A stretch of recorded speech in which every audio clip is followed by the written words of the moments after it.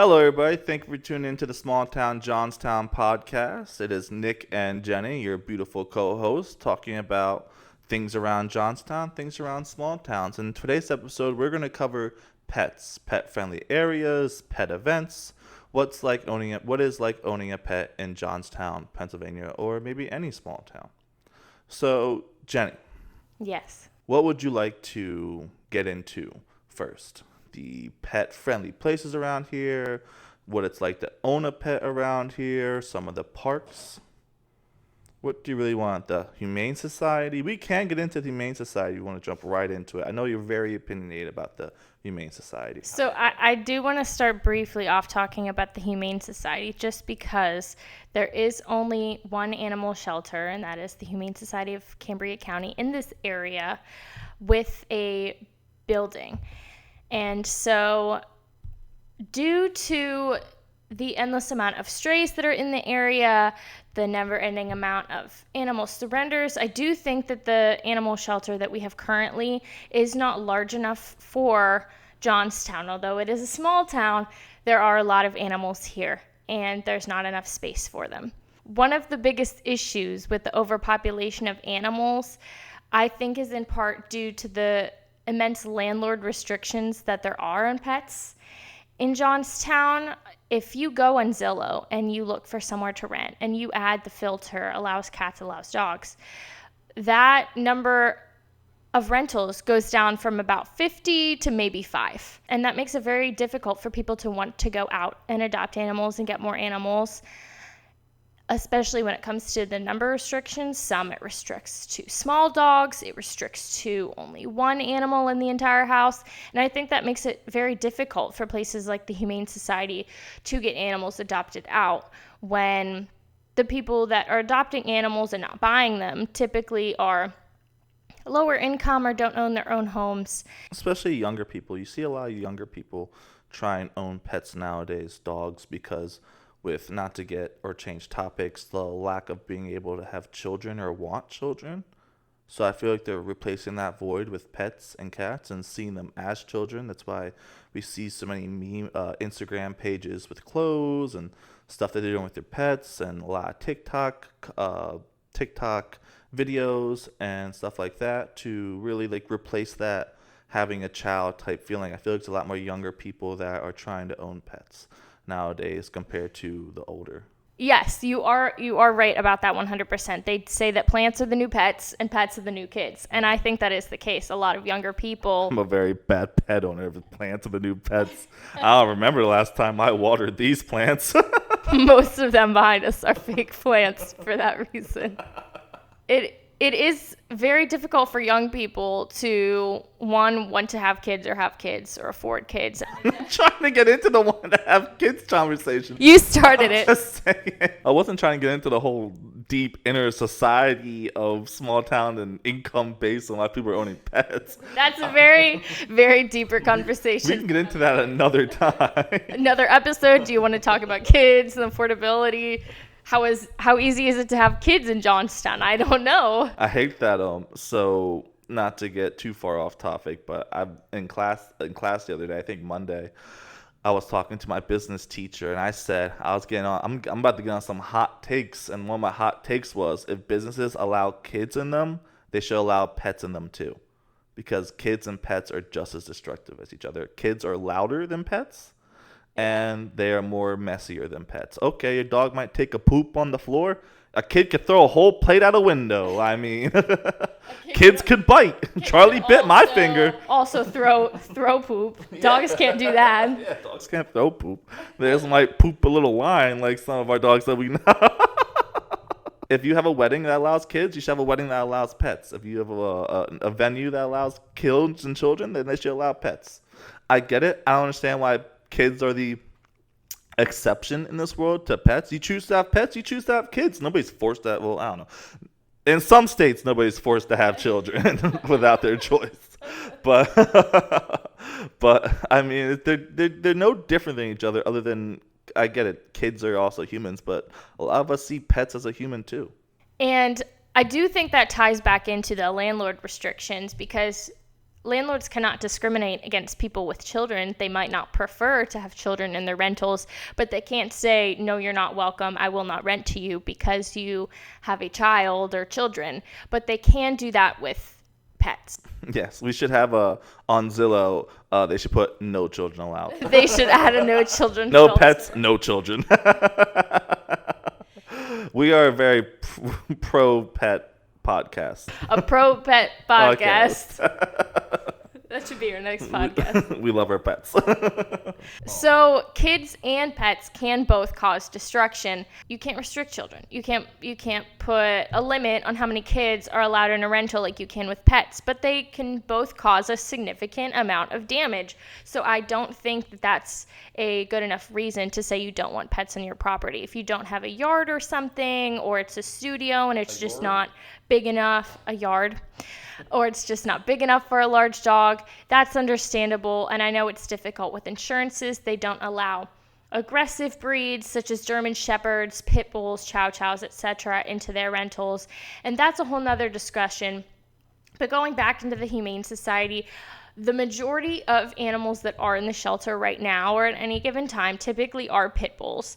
And because it is already so difficult to rent with an animal in the house, having a pit bull makes it even more difficult, like I said, due to the insurances not allowing aggressive breeds, that's what they call them, into their insurance policies. And so when it comes to the Humane Society, people are entitled to their opinions about what's going on. It's always changing. It's the same building that it was when it was a kill shelter. So there is not enough room for all the animals that come in because they do not euthanize. So it is always full. It is always packed. And it is extremely difficult right now, especially in Johnstown, to adopt those animals out. Other than the extreme hardness of the environment around the adopting of these pets, do you think that they could do anything better? I know you're very vocalized about how they post their social media and handle their social media when it comes to getting these pets rented, like pets rented, pets adopted. Sorry, pet for rent. But like I remember you said the one time they were giving away lottery tickets, but all they posted and pushed, and I can't think of the word on the top of my head, but was these lottery tickets, about winning lottery tickets, instead of posting pictures about the pets and how to adopt them and the whole this and that and about the pets and everything. The majority of their Facebook posts do seem to be lottery tickets and raffles, and I don't see necessarily anything wrong with that, especially if that is how they are making the majority of their money. But I know it's very difficult for people to get excited and to want to adopt an animal when they aren't being posted super frequently. If it was me, I would make every post, or at least every other post, with an animal in it, just because at the end of the day, that is the big picture, right? That's the whole point of the Humane Society, is to get every single one of the animals that goes into the door a home, especially since they are not euthanizing for space. So every animal that comes in does eventually have to go out. Yeah, couldn't they post oh, you can win a lottery, but if you adopt, and have a picture of a dog, be like, Shelly here, this beautiful pit bull of 5 years of age. No, I think that if they are going to post, they should keep up with the raffles and whatnot, but I do think that they should post an animal along with it. So a raffle picture and an animal picture side by side, or a raffle and a dog and a raffle and a cat, or something like that, just so more people are going to the page and seeing an animal every time they do access their Facebook page. Because I know recently they shut down the dog room, so you aren't able to view the dogs. From what I heard, they have a wall with all the dogs' pictures on there, and people have mixed opinions about that. But it does stress the dogs out when people go back there. Having worked there for a short period of time, those dogs are stressed out, being all packed together all day, every day. So then couldn't you do a thing where somebody went back there, got a dog, brought it out, and you could at least meet it, maybe walk it around the property, see how it handles? Yes. So the only time they do meet and greets is when you have an approved application. So if someone Joe Schmoes coming off the street saying they want to adopt a dog. You don't know anything about that person. Worst case scenario, they could be an animal abuser. They could be like those Bedford people. Yeah, they could be dog hoarders, they could be animal abusers, they could have whatever kind of history you don't know. So they don't bring out dogs or cats out to anyone that does not have an approved application. So that's why a lot of people are upset, because they do just kind of want to look and see the dogs and see how they act. But a lot of them don't always showcase their best behavior when they are in that stressful environment, surrounded by other dogs and loud noises and strangers all day. If it were up to me, all I would suggest is to post more pictures and more videos of the animals that they do have. And show their personality. They do need to showcase the animal's personality, especially because the majority of dogs that they get in are pit bulls. You should show if they're playful, if they're more quiet and steady and just relaxing, especially depending on their age, if they're young. How they play, maybe with other animals, to show videos of that. I mean, you can put in a post, not good with men. I remember like at another adoption center, they said, do not pair this with a man. Like, this dog does not like men and stuff like that. So yeah. So what would you suggest? I think the majority of the time they do include stuff like that in their posts, like they write it in the description. But what kind of footage or photos or whatever it is would you use to show off their personalities? Them being playful, them playing with other animals, or maybe even record them with you or with the person that works there. Yeah. Maybe that person that works there has kids, bring their kids and show how they are around children. If that person's confident with the dog that they trust enough to have their kid around, then you can bring around kid and show how it is. If they don't feel confident enough that it's good with children, put in the post might not be good with children. But before we move on, I do want to cover the Bedford people, because I did mention that, and those listening to this might not exactly know what that is. There was this couple in Bedford, Pennsylvania, that got caught with over 90 dogs, mostly males, and had them in horrendous, tormented situations, cages, under the house. Some of them were dead. A lot of them had to be shaven and vaccinated and cleaned. They hoarded these dogs for whoever knows how long, and somebody finally reported something. The police came, and over 90 dogs, majority male, had to go to the Bedford Humane Society and get taken care of. It was a huge story in the news, at least with the animal people, and it was just crazy. Sadly, these people did not get the justice that they deserved in imprisonment and torture of innocent animals. But just so you have an understanding and a background of the reference I was making. If you did volunteer with that rescue, please let us know. We want to hear about your experience, what you saw, any suggestions or thoughts that you might have, good or bad, about that entire situation. And the last point I want to touch on about our local Humane Society is a lot of people are concerned about the cost of adoption, when I don't think a lot of people know that $150 adoption fee for dogs. For cats, I believe it's $60. It's definitely cheap for cats. But to get a dog that you want, it might, like a new dog that's not from a Humane Society, it might cost $300 plus to $1,000 depending on the breed. Some people pay thousands of dollars to buy dogs, and the cost of vaccination and spays and neuters costs more than $150. So if you think that is a lot of money, you should reconsider whether getting a pet is for you. I mean, also, if you do get a pet, especially a pet from the Humane Society, make sure you are aware to pet-proof your house. These dogs will chew wires. They are kind of young. If you get a puppy especially, have an understanding that it is going to chew stuff. It's not going to be trained. If you don't want to get your stuff chewed on, train your dog. Find somebody to train your dog. Do not put high expectations on this dog to perform. It's like a child. A child's going to chew stuff. A child's going to throw dishes around and make a mess, take crayons and run on the wall. Just put it in the dog's point of view of what they're going to do. Chew shoes, chew wires, chew your clothes, chew anything, scratch on some stuff. You really just train your dogs. Especially if they come through Humane Society, you still might have to train them a little bit. And back on the spayed and neutered part, I mean, we just got our dog spayed, and it cost us $350, $60 compared to just only paying $150 with a dog coming pre-neutered or spayed. I don't know what it's like for a cat and how much that costs. We haven't talked too much about cats this episode. Well, cats are cats. You can't take cats anywhere. They're just chilling in your apartment. Our cat's chilling right now. Cats are also a large commitment, so I don't want to downplay that. You're a dog person, Nicholas. I'm completely a dog person. I love dogs through and through. With cats, it's about like the majority of the maintenance is the stench. Just make sure that you clean out the litter, clean out the piss. Don't let it sit there for days and weeks upon a time, or it will get real badly. And trust me, people will know that you have a cat in your apartment, no matter how much you hide it, because of the stench. You're talking about how stinky cats are. I thought we liked cats. We do like cats. Just take care of them. You do have to take care of your cats. Don't let your cat get stinky. Wash it with some gloves. People who do not take care and clean their cats give cat people a bad name because, oh, they stink. They have a stench. You just have to clean their litter box every day and brush them and love them. And get them scratch toys or they will scratch your They absolutely need scratch toys for enrichment for their claws.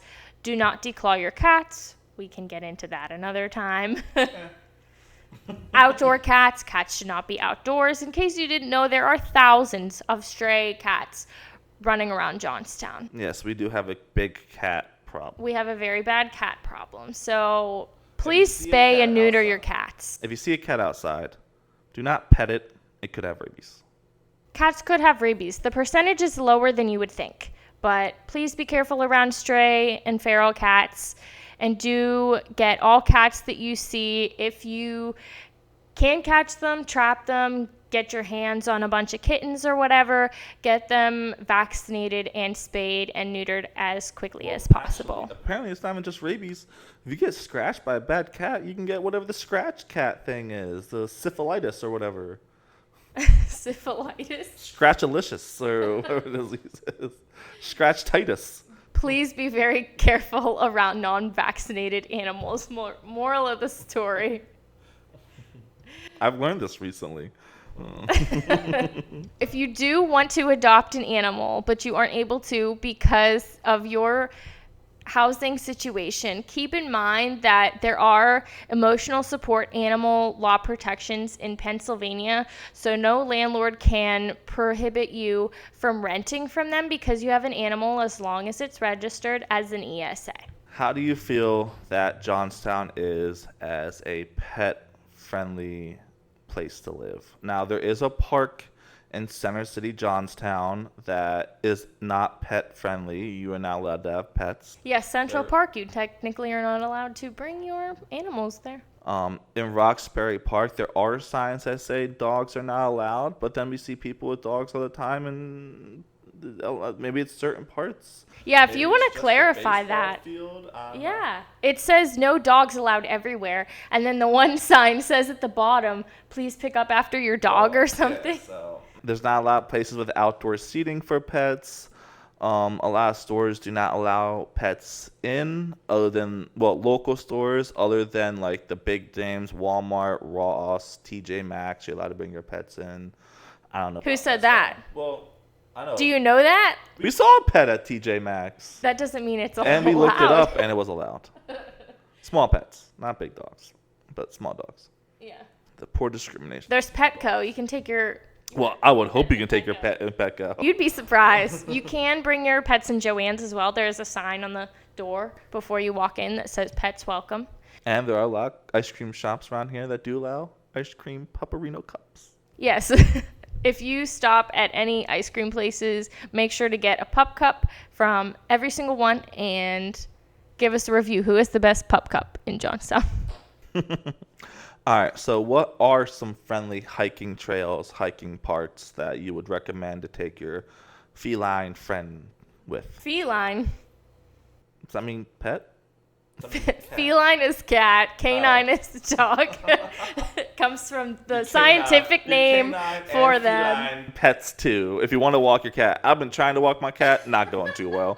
If you have any tips on cat walking, let us know. I want to know how to walk my cat. I gotta walk my cat. Back on the hand on topic. What's the best place to walk your feline and canine? There's the Windber Parks and Recs area that you can walk around your dog. It's pretty much any typical park. There's a basketball court, there's a pool, I think maybe, but it's pretty much a square, and there's some trails that cut in between the big old square. Yeah, there's a small fenced-in dog park, but there is a nice trail to walk your dog around. And it's just really nice and simple. And it's just if you want to do some laps around, you can. It's not too big. There's the Sandyville Dog Park, which is past a grave. Apparently, people like putting these parks in Pet graves. cemetery, am I right? I don't think it was a pet cemetery. I think it was a grave. Anyway, it's a small off the leash dog park that you can throw your toy with your dogs or cats too. And other than that, it's really kind of creepy if you walk in it. Probably not during the summer because it's just graves. You see graves everywhere, and like there's someone's in there. At the end of the graveyard, there is a fenced area. There's a tunnel, a light at the end of the grave. Speaking of lights at the end of the tunnel, the Staple Bend Tunnel in Mineral Point is also a great place that you can walk your dog or your cat, your feline friend. It's a long walk. It's about a 30-minute walk to the end and 30-minute walk back, of course. It is long, and it's nice. It's shady. You can see a train drive past. We watched that. About the Staple Bend, I know in the first episode we talked about railways for a short period of time. Want to say about why the short bend was before it became a dog walkable hike trail? Or cat walkable? I don't know. You tell me. Well, didn't you say that it used to be a railroad station back in the day? And that's why it has that tunnel there, because that's where the train used to go under, but they shut it down and moved it? According to the National Park Service, finished in 1833, and it was the first railroad tunnel in the United States. Mm-hmm. See, I told you it used to be a railroad. Well, yeah, that's why. Why else would there be a big tunnel in there? That's all I was saying. I do think that's cool. But now it's a walking trail, and there's the train right next to the walking trail. They moved the train. They moved it over a couple feet. Be careful. Don't fall. Don't fall down on the tracks. It's a steep hill. There's other hiking spots. Obviously, there's no national park that you can... No, the national park is you can bring your pets around. There's no local parks around this area that are kind of pet restrictive. Like that one that your sister got married in. That's no pets. I don't know if it is or not. No, it's not. Me and my stepdad tried to take Lulu there when we first moved here, and it said no pets. No pets in Greenhouse Park. No pets in Greenhouse Park. There's Gallitzin, past Swinburne. There's Shawnee, I believe. There are different parks around here, but please let us know what is pet friendly, what's not, if there's any on-leash areas or off-leash areas that are fenced in. We are always wanting to take our pets to new places around here, so please let us know. That's if you want your pet off the leash. I mean, if you want your pet on a leash, there's a lot of great state national parks around this area. That's just outside of Johnstown, going to Indiana. You always just see these little signs of the state parks and stuff. So there is state parks around. That's a great hike for your dog. Just be careful when you do it. We just haven't been there yet. For personal reasons. What? Your ankle. Oh, yeah. All right, moving on. Oh, we can get into the one event. The banjo pet event. What? The banjo dogs. No. What's it called? What Nicholas is referencing is the bandshell bark, I think. Yes. So there has not been a bandshell bark since 2019. So before COVID, if you can remember those times, it has been rescheduled 12 times according to Facebook. And I remember going a few years ago, and it was fun. That's an event that you can take your own animals to. Most of the other events that go on in the area are fundraisers for the Humane Society, like Pucks and Paws, the Second Chance Color Prance that they do at Greater Johnstown, and also they had Petals and Puppies recently at Morgane's. What are some solutions that you want to get into real quick before we wrap up this episode that could probably make Johnstown either more pet friendly or just easier to own a pet? There is a lost and found pet page on Facebook that has helped people reunite with their pets and owners. There's also a pet food pantry at St. Mark's, and I believe that there should be more pet-friendly rentals. So if you are not pro-pet, but you are desperate to get your property rented out, I think you could charge pet rent or place pet deposits and do things like that to at least give people the opportunity to bring the animals that they already have or give a lonely, sad animal a new home. Thank you for the downtown ducks. I forgot about the downtown. Before we finish this episode, I want to give a shout out to the most two special animals that live in downtown Johnstown. The downtown ducks. I remember when I first came down to downtown Johnstown, I would see two ducks just chilling. And every other time I came down to downtown Johnstown, I always see these two ducks walking, chilling in a puddle of all places. I remember when I was at the Sheets on Franklin Street, and I literally saw them walking past the streets. They were stopping at red lights, like they knew the signals. I was like, "Yo, these ducks! What is with these ducks? They're like two old. This is like two old souls, like old soul couples. Just they're always together. This male and female duck does waddling, Mrs. and Mr. Quackerson. They're so cute. They're so cute. I took pictures of them the first time I saw them. I was like, what are these ducks doing down here in Johnstown? There's no water. Listen, I know we have the Tomahawks and the Mill Rats, but we need a new local sports team that the mascot is ducks. Yeah, the downtown ducks. But they're the cutest little ducks around. They're so cute. Just two of them. There's no other ducks around other than these two ducks. They're like the cutest couple ever. They just want to live that city life. They're like the pigeons, but for downtown Johnstown. We don't have pigeons. We have two ducks. If you have any pictures of the ducks, or have ever seen ducks, or have no idea what we're talking about, please let us know. And tell us of your town, if you're listening here from outside of Johnstown and from other small towns or even big cities. Let us know if you have any unique animals roaming around your area. I mean, we have ducks. Other people could be tigers or cougars. What? One could be an elephant. I don't know. Guy, this could be out of America you're listening to. Who knows? Anyway. And to end that, do you remember the Johnstown peacock? No. Let us know if you have any unique animals roaming around your city. Keep us updated.